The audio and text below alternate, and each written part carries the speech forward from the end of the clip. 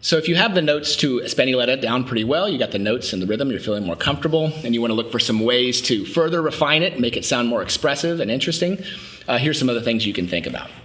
One is listen for the degree of legato and just the connection between the notes. Sometimes you might hear where you're playing through and certain notes are shorter than others.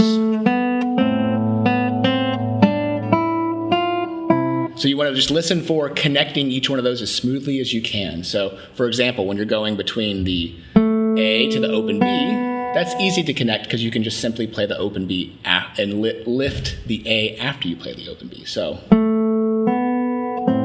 those three notes are nice and connected. So listen for the connection between the notes, for example.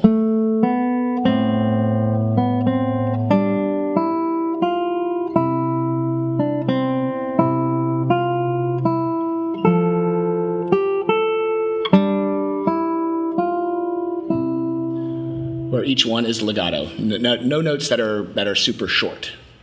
So that's one thing to listen for as you're practicing. Another thing is just the general dynamics. So think about that first phrase that I just played. I would say, it says mezzo forte, but that's all it has written there. So I would say you could start a touch quieter, build towards the middle of the phrase, and come to resolution in measure 7. So that would be something like this.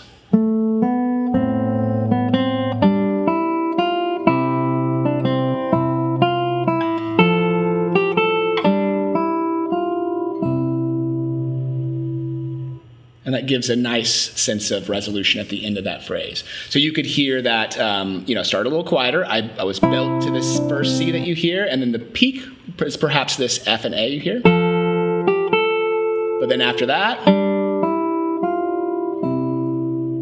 nice resolution. So it was a decrescendo. What created that resolution was the decrescendo and just a subtle placement of that C so that it's not just right in time, but so you feel a sense of resolution there. So some other moments that would work for this, like the next phrase is going to be structured pretty similarly. So you have you'll come to resolution in the downbeat of measure 15 for that one when you're in A minor. So you have to play that phrase in a similar way would be something like this.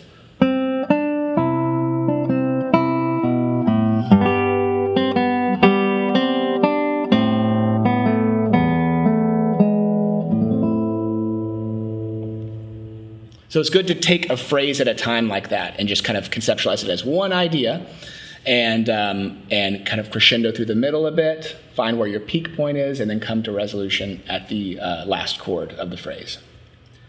If we do the same thing with the rest of it, I will say you have...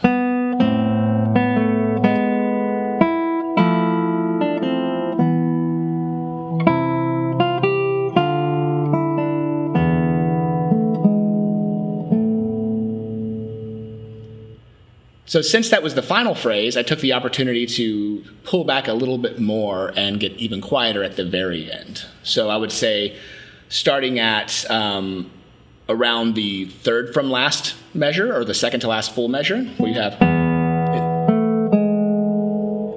it's where you can really put the brakes on and take your time. So once again, from measure 20, you could do...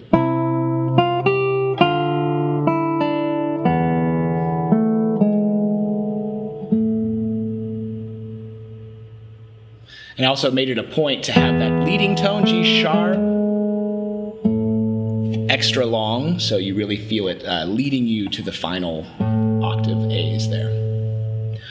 One other thing I'll mention is there's some places where having the bass notes ring out over the next measure can sound a little muddy and strange. So for example, I'm going to play from leading into measure 16, you have... As I get to this G sharp and B with the A ringing out, it sounds like this, which sounds a little bit dissonant. So a solution to that would be that after you play the G sharp and B, just rest your thumb on the 5th string A to dampen it so that you hear the new harmony clearly without the muddy note from the previous harmony. So now doing that, it would sound like this, which then clarifies that.